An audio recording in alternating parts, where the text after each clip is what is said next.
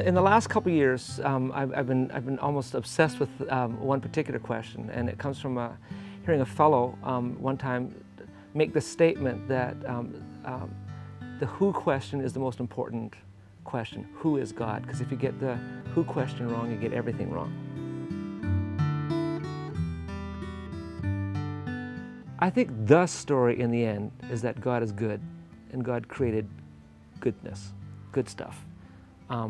And that as things have gone not so well, and we've let that sort of decay and disintegrate, the very goodness of God propels God to recreate and redraw us in. The Bible is basically telling us this tale, and that's what we see in it. That's why we read it. And you can just see it in history. God saying, no, that's not what I created this for. Not on my watch, it's not going to happen.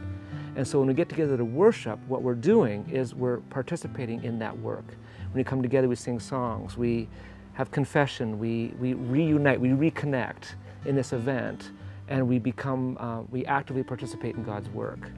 Worship, in the end, is kind of just a little practice, or it's a mini rehearsal of the big story. It's a mini story of the big story. We get together and we rehearse it week after week after week, so that we know where we are in that story when we get out onto the street and back into regular life.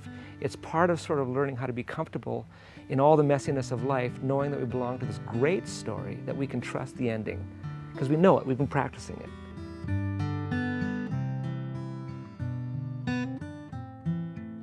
And so I think in the end, God is unwilling to let it go as it's become. And so God gets active and kind of gets down and dirty in history and woos and cajoles and does everything God can to sort of bring us back into the mutuality and the joy and the peace and the fellowship and the shalom, all those kinds of things, the health, the wellness, the wholeness that God has always known in God's very self.